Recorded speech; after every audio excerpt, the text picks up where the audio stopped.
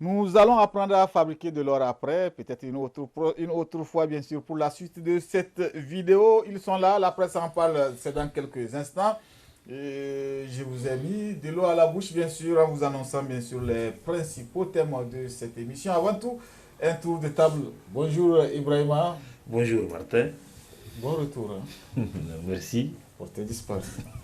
Abdoumouni, bonjour. Bonjour Martin. Très frais. C'est lundi. C'est le premier jour du mois d'août. Cherchez bonjour. Bonjour Martin. Voilà, on va dans quelques instants. C'est tombé comme bien sûr l'information de cette semaine ou de ce début. Mais 2 mois, bien sûr, l'augmentation du prix du gasoil, on en avait parlé suffisamment ici, et un peu suffisamment aussi à la rédaction lorsqu'il y avait eu cette pénurie.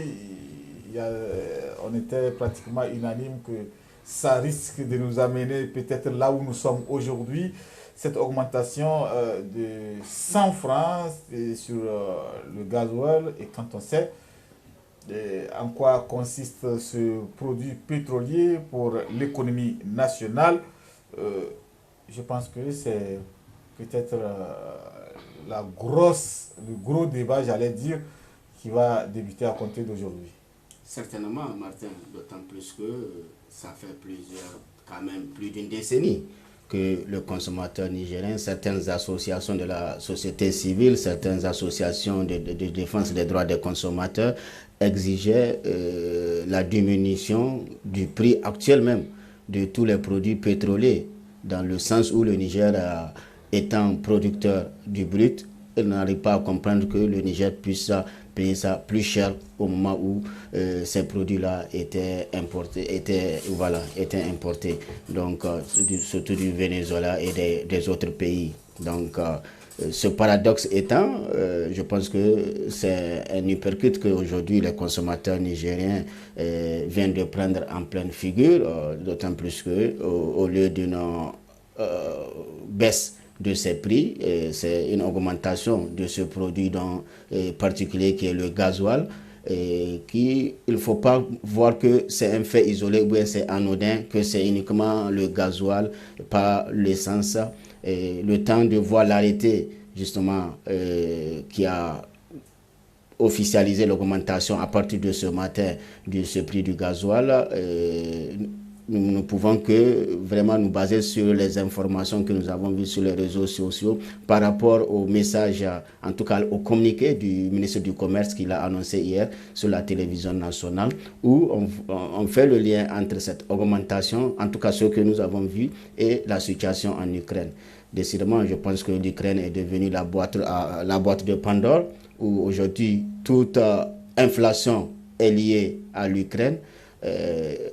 Un pays qui était pratiquement méconnu, sinon ignoré de la planète aujourd'hui, qui est devenu le centre du monde, puisqu'on se rend compte que véritablement, pourquoi l'Ukraine n'est pas devenue une puissance mondiale depuis, avec toute cette cascade à laquelle nous sommes en train de vivre, à laquelle nous sommes en train de constater par rapport à tout ce qui est inflation, tout ce qui est cherté de la vie, qu'elle soit liée à la crise Russie-Ukraine. On se demande véritablement pourquoi l'Ukraine n'a pas été depuis longtemps une puissance économique, si telle est que elle se trouvait être le centre du monde, puisque aujourd'hui c'est l'explication qui est brandie pratiquement surtout en tout cas par rapport à la crise mondiale aujourd'hui, c'est l'explication qui est brandie, et les autorités nigériennes, en tout cas le ministre du Commerce, ne s'est pas dérangé pour justement nous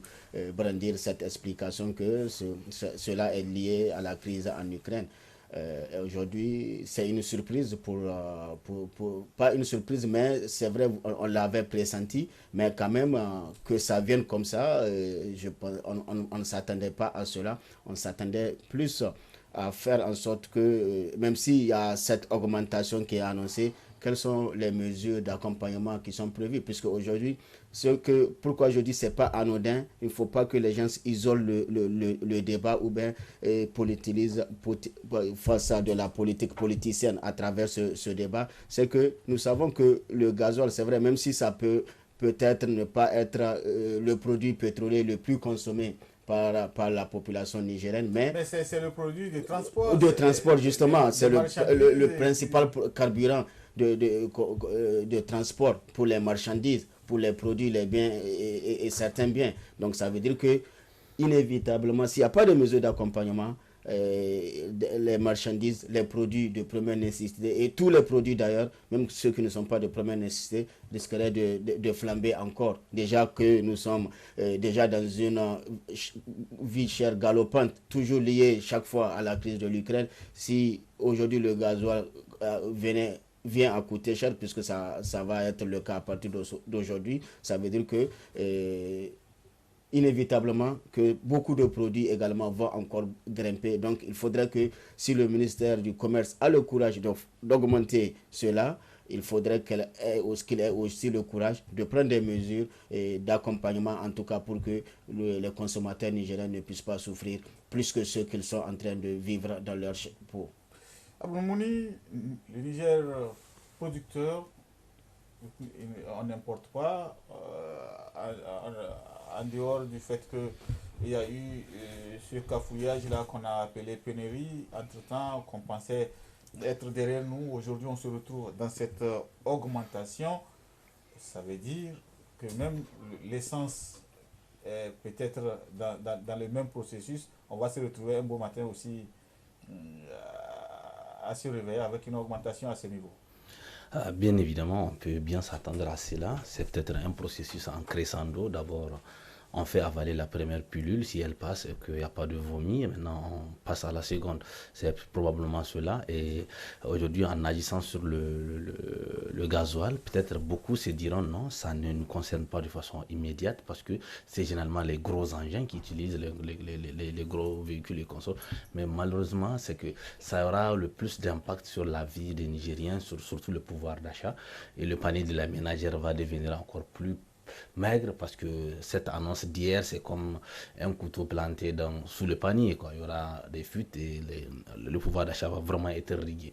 Et c'est là, ça rappelle beaucoup de choses, ça nous pousse à nous poser un certain nombre de questions. Si par exemple l'argument de base qui va être avancé ce serait la pénurie qui est due au fait que le prix pratiqué au Niger est le plus bas par rapport à la sous-région et donc le pétrole nigérien fait l'objet d'une convoitise de dehors et que bon, le fait que le dehors le veut à ces prix fait que les gens utilisent des moyens, des subterfuges, tout ce qu'ils veulent pour le faire sortir parce que ça fait rentrer plus d'argent. Et donc on laisse le pays, peut-être en agissant sur le prix, ça va dissuader, peut-être il n'y a pas un avantage comparatif réel, les gens vont se dissuader de rester chez eux ou de consommer les leurs. Peut-être bien que ça peut être l'argument. Oui, ça peut expliquer ou bien ça peut vouloir dire qu'il y aura la disponibilité.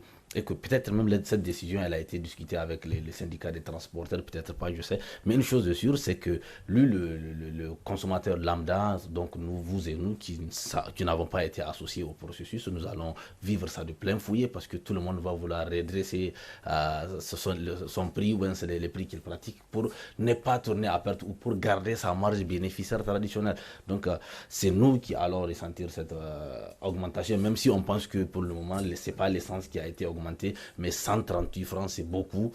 Le 130 francs c'est beaucoup quand c'est sur par litre là, quand on sait que c'est des milliards de litres qui sont consommés. Donc je trouve que c'est beaucoup d'argent que les gens sont en train de se faire en voulant croire que c'est-à-dire on veut vraiment disponibiliser le pétrole en agissant sur l'avantage comparatif international. Et ça va être source d'inflation naturellement, donc la cherté de la vie. Et la cherté de la vie, c'est pas quelque chose de très bien dans un contexte déjà de pauvreté généralisée, dans un contexte de pauvreté, de terrorisme où les gens sont chassés de chez eux. En fait, il y a un certain nombre de facteurs sociaux qui sont en train de converger et on ne souhaite pas à ce que ça conduit à une sorte de crispation et que après on ne sait pas ce qui va s'amener. Et je pense quand même que cette mesure elle est temporaire, je le souhaite, que peut-être juste le temps que cette guerre en Ukraine, c'est-à-dire se trouve une issue heureuse parce qu'aujourd'hui c'est comme la Covid, elle donne une explication à pratiquement tous les phénomènes, même pourquoi la Lune ne tourne plus à la même vitesse, on dirait que c'est à cause de la guerre en Ukraine. À défaut d'une baisse des produits pétroliers, le Niger, pays producteur, on se retrouve pratiquement d'ici peu, on va se retrouver au même prix que des voisins qui viennent prendre chez nous. c'est quoi le bénéfice de produire ces produits si on doit les acheter au même prix que les voisins? La question se pose, on se demande bien à quoi bon de produire, d'extraire et même de raffiner le pétrole au Niger et de ne pas pouvoir en profiter réellement, parce que le Niger ne peut pas prétexter le fait qu'il y a une guerre en Ukraine pour dire que le pétrole doit augmenter ou tous ces produits dérivés dans l'essence, et également celui qui connaît aujourd'hui cette hausse de prix, et donc le gasoil. Pour connaître cette hausse-là, le Niger ne peut pas le prétexter, parce que le Niger, par exemple, au contraire du Nigeria, qui fait transiter son produit brut, le brut, vers l'Europe pour être raffiné et ensuite renvoyé pour être revendu au Nigeria peut-être beaucoup plus cher, le Niger n'est pas dans cette situation, n'est pas dans ce cas de figure. Au Niger, on extrait nous-mêmes en plus et ensuite c'est raffiné au Niger. Donc, quelle explication est-ce qu'on peut nous donner pour prétexter ou s'excuser, ou utiliser l'argument de la guerre en Ukraine pour excuser et expliquer cette hausse de prix? Je crois que cela ne s'explique pas. Je cherchais depuis le communiqué ou l'intervention du ministre à comprendre quelles sont les motivations réelles du gouvernement, quel est le projet réel du gouvernement, parce que cela, il doit y avoir des motivations, que ce soit pour le bien du pays, que ce soit pour des intérêts d'une groupuscule de personnes, d'un petit clan de personnes qui profitent déjà des affaires au Niger, et principalement du pétrole au Niger, parce que malheureusement le constat partagé par tous, c'est que le pétrole est devenu l'affaire d'une petite famille, d'une famille politique et d'une famille économique, financière, d'hommes d'affaires qui profitent de ce business-là. Je n'arrive pas à comprendre quelles sont les motivations réelles du gouvernement. Mais s'il faut accorder la bonne foi, accepter la bonne foi ou penser la bonne foi du gouvernement, est-ce que ce choix du gouvernement est un très bon choix? Je ne pense pas que le gouvernement soit obligé, s'il est de bonne foi, de pouvoir augmenter les 100 francs. Rien, absolument rien ne peut expliquer que le gouvernement soit obligé d'augmenter à peu près 130 francs sur le prix du litre. Surtout que les conséquences que Seni était en train d'aborder à Blumounik, c'est que ça aura des conséquences sur la vie du Nigérien lambda. C'est par exemple les gros engins qui transportent les aliments et tout ce que nous consommons, c'est énormément de carburant que ces véhicules consomment. Et ces carburants-là, ça doit être, ils ne vont pas, eux, assumer ce montant-là qui va augmenter. Ça sera aux citoyens lambda de pouvoir et de devoir assumer cela. Donc je crois que le gouvernement aujourd'hui n'a vraiment pas et n'a sincèrement pas d'argument pour dire qu'il faudrait augmenter 130% sur le litre du gasoil, sinon le Niger sera feu à 100, et que pour cela que le gouvernement a décidé d'augmenter 130%. Moi je ne vois pas, 130 francs plutôt, je ne vois pas d'argument qui puisse obliger le gouvernement à devoir augmenter les 130 francs. Au-delà du quotidien... La question c'est, est-ce que dans la prise de cette décision, est-ce que les concernés, qui sont d'abord la population d'une façon générale, ont été pris en compte? Parce que tout le monde parle de la vie chère qui va intervenir. Elle était déjà chère, cette fois-ci elle va venir à la vitesse V. Est-ce que à quelque part on n'a pas oublié le citoyen lambda? En tout cas, si on s'en tient à ce qu'on a vu, en tout cas le communiqué, ce qui a filtré quand même sur les réseaux sociaux, puisqu'on n'a pas vu l'arrêté, pour savoir est-ce qu'après il y a eu des mesures d'accompagnement qui ont été citées, comment le gouvernement va faire pour justement maîtriser l'inflation. On peut dire que c'est contre le peuple, ou bien c'est sur le dos du peuple que cette hausse a été effectuée, sans pour autant prendre justement tous les contours ou les paramètres de ce que va être désormais la vie chère au Niger. Donc au-delà de ça, au-delà des consommateurs, on parle de ZLECAf, on parle d'industrialisation. Et nous savons aujourd'hui que les grosses industries, elles aussi, utilisent énormément et souvent et généralement le gasoil pour fonctionner. Ajouter à cela, on sait que le Niger est un des pays où l'électricité est instable, et que ces industries encore, et ces sociétés-là, et pratiquement toutes les sociétés privées, utilisent le gasoil pour continuer à fonctionner, pour que leur économie, leur fonctionnement ne soit pas au ralenti. Donc vous voyez toutes ces répercussions comment aujourd'hui le Niger peut encore davantage s'industrialiser si aujourd'hui le gasoil qui fait tourner les machines doit coûter beaucoup plus cher? Comment toutes ces sociétés, toutes ces entreprises qui utilisent le gasoil dans un contexte où l'électricité est instable peuvent continuer à générer de la richesse, de l'emploi et de la croissance? Donc vous voyez, il ne faut pas isoler la question gasoil parce que c'est uniquement le gasoil et penser que les répercussions ne sont pas autant larges que cela. Non, il faudrait véritablement que, on voit que dans cette décision, c'est vrai, pour le moment, comme nous n'avons pas l'arrêté, mais tout compte fait, nous pensons, comme Ibrahim l'a dit, il n'y a aucune explication aujourd'hui, aucun justif qui puisse nous faire en sorte qu'on puisse faire avaler cette couleuvre encore aux consommateurs et au peuple nigérien.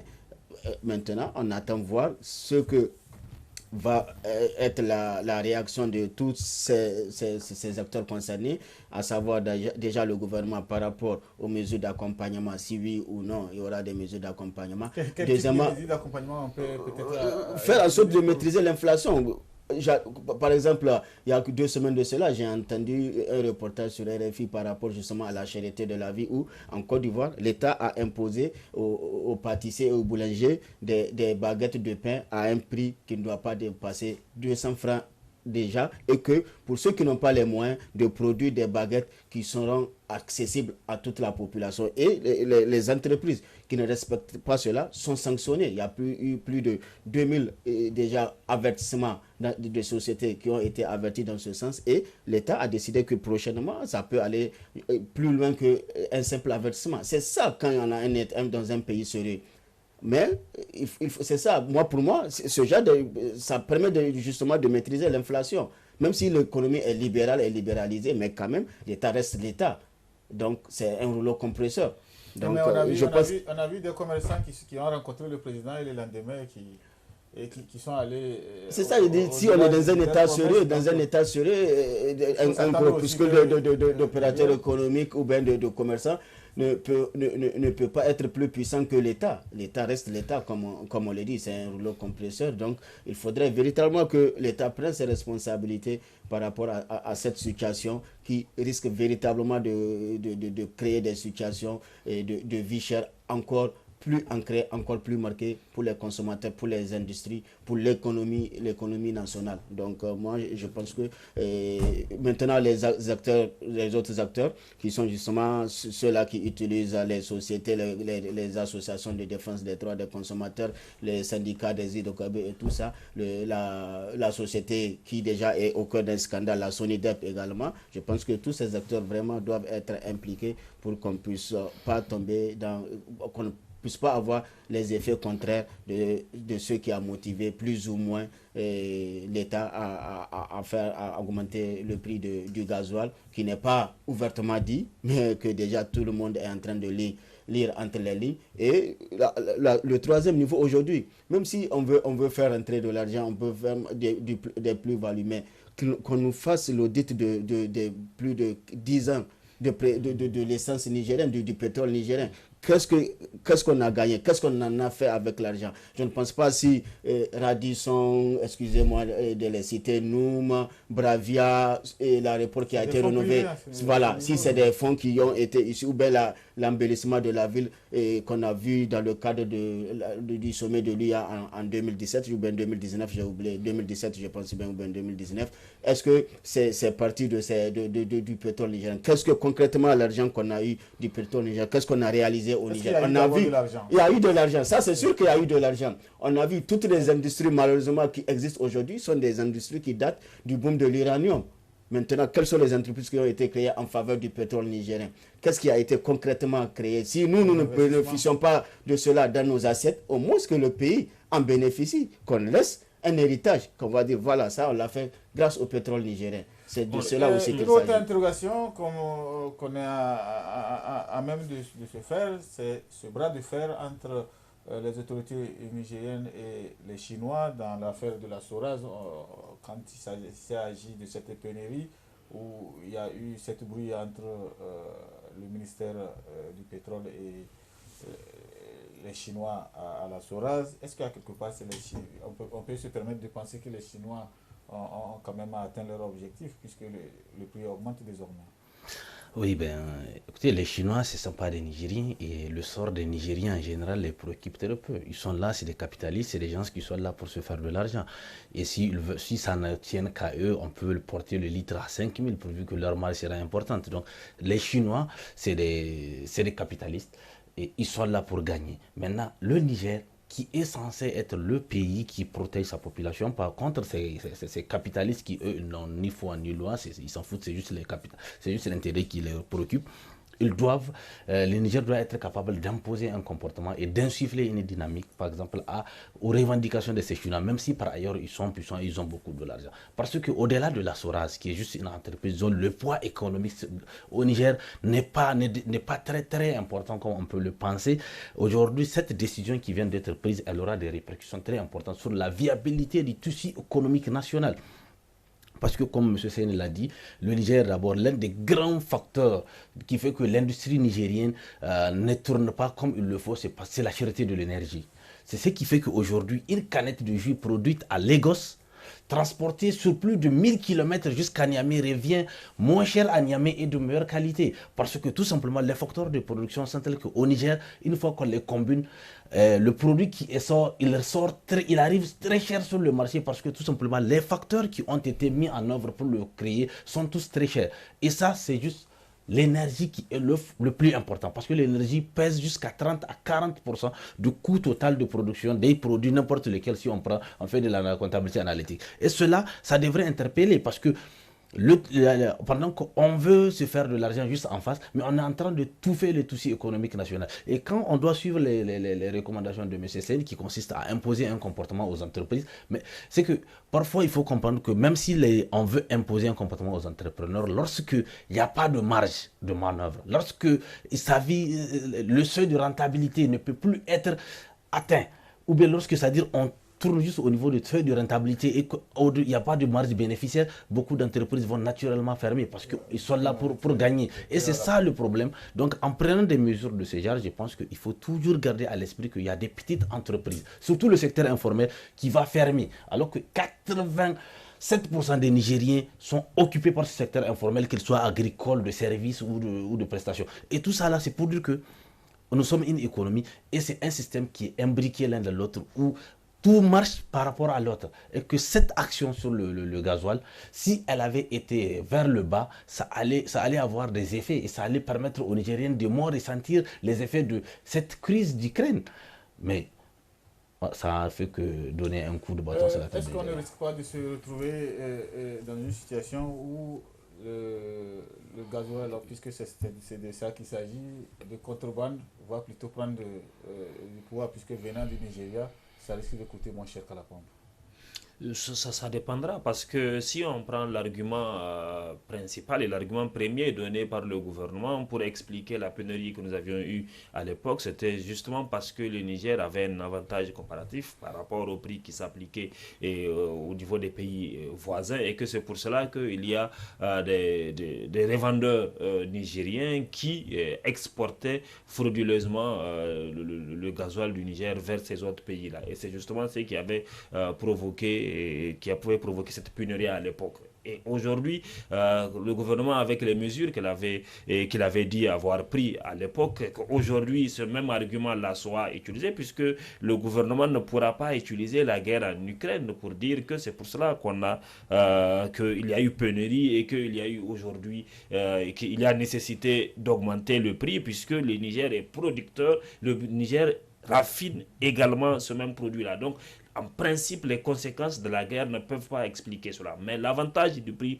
comparatif est le fait qu'il y a un laisser-aller qui puisse permettre aux revendeurs de pouvoir aller dans les pays voisins et que cela puisse causer une pénurie ou que cela puisse pousser, comme l'a dit Alomouni, le gouvernement à augmenter le prix pour que les autres ne puissent pas payer. Je crois que cela n'est pas une mesure très bien inspirée parce que le Niger, quel que soit le pays qui a besoin de notre gasoil, quel que soit le pays, il doit toujours avoir une préférence nationale. On ne peut pas, parce qu'il y a des pays qui ont besoin du gasoil nigérien, parce qu'il y a des pays qui le payent, parce qu'il y a des commerçants ou des grands revendeurs qui payent ou qui exportent le produit et qui se font beaucoup d'argent pour arrêter cela, qu'on dise que non, ce sera aux Nigériens de pouvoir supporter cela. Cela n'a pas de sens, surtout que lorsqu'on sait que dès la production, Seyni parlait de Venezuela à l'époque où tout était revendu à moins de 500, mais quand les calculs ont été faits réellement, c'est que le prix, ça devait arriver aux Nigériens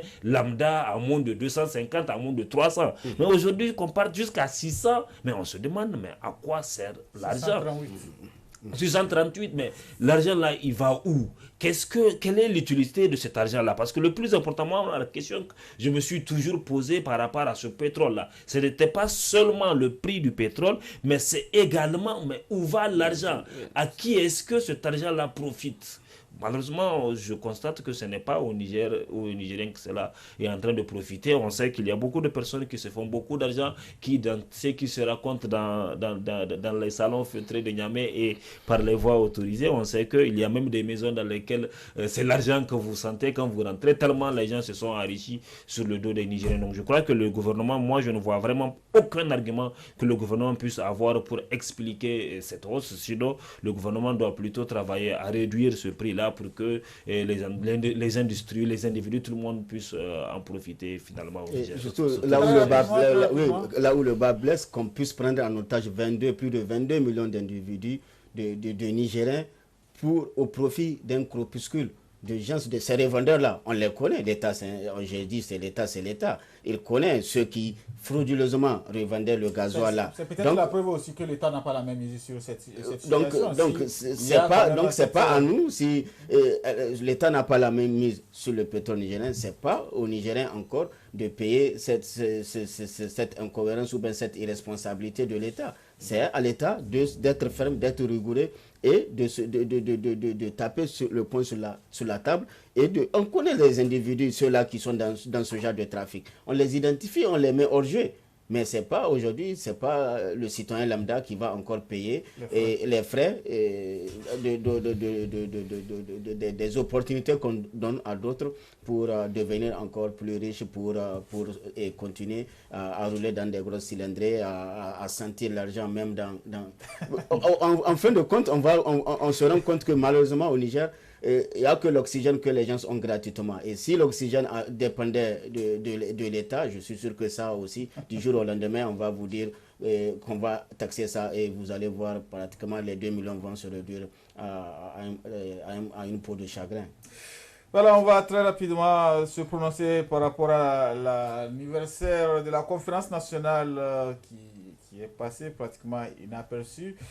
Il faut quand même rappeler que l'un des acteurs bien sûr de cette conférence nationale est décédé pratiquement une semaine avant la date de cette célébration. On va faire un tour de table avec le temps qui est pratiquement à terme. Ibrahima, qu'est-ce qu'on peut retenir? Quel héritage aujourd'hui? Ça fait des années on en parle politiquement, économiquement et d'une façon souveraine. C'est quoi l'héritage de cette conférence nationale plusieurs années après? Plusieurs années après, c'est qu'on a encore un groupuscule de clans, de personnes qui étaient à la base de la conférence nationale, qui continuent encore à être les acteurs majeurs et principaux de la scène politique nigérienne et qui sont toujours dans les mêmes querelles que nous avons connues à la conférence nationale. Après la conférence nationale, c'est les mêmes querelles. Si on doit évaluer la conférence nationale à aujourd'hui, c'est qu'on se retrouvera avec au moins 3 remises en cause de la démocratie, et cela sur 30 ans. Ça fait que, statistiquement parlant, chaque 10 ans, il y a coup d'État au Niger. Pourquoi il y a coup d'État? Parce qu'il y a des acteurs peut-être très âgés, mais pas très matures politiquement, qui ne sont pas capables de consensus et de bon comportement pour que la situation politique nigérienne puisse marcher très bien, pour que cela puisse aller très bien. Il faut se rappeler dans quel contexte ça s'est passé. C'était des gens, des intellectuels nouveaux nigériens qui avaient étudié pratiquement dans les grandes écoles dans les autres pays et qui avaient soif de participer à la gestion de l'État, qui avaient soif de participer, qu'on puisse avoir un multipartisme à l'époque. Mais il faut rappeler que c'est dans la foulée, juste 2 ans après, que vous avez eu la Deuxième République, qui a été la constitution de la Deuxième République qui a été adoptée par Ali Chebou. Donc déjà, le Niger a amorcé déjà un pas vers la démocratie, mais c'est vrai que le multipartisme dans la constitution de la Deuxième République n'était pas annoncé. C'était le parti-État, le parti unique, le MNSD d'aujourd'hui qui avait été annoncé. 3 ans après, qu'est-ce que vous avez? 3 ans après la conférence nationale, vous avez des acteurs qui étaient arrivés au pouvoir.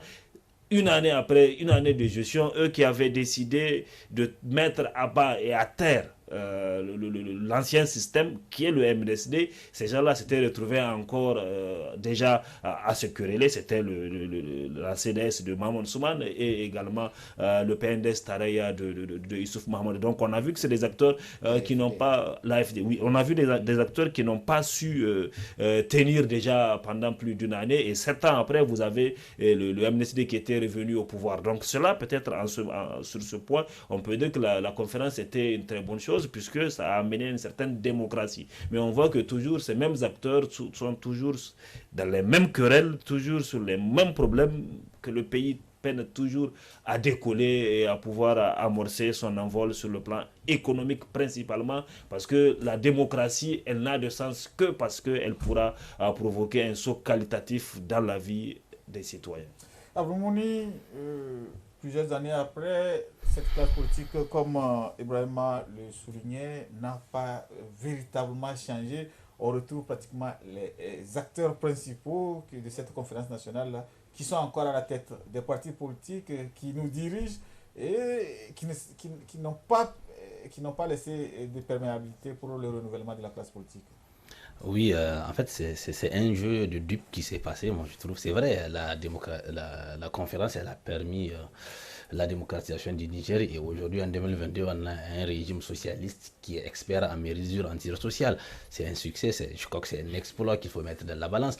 Maintenant, pour ce qui est de la conférence, qu'est-ce qu'on peut comprendre de façon globale? C'est que c'est un groupe de personnes qui ont combattu le parti État, donc le parti unique ou la concentration des pouvoirs au sein d'un groupe appartenant au même parti, pour le partager entre les mains d'un groupe divisé au sein de plusieurs partis. En fait, c'est juste un subterfuge.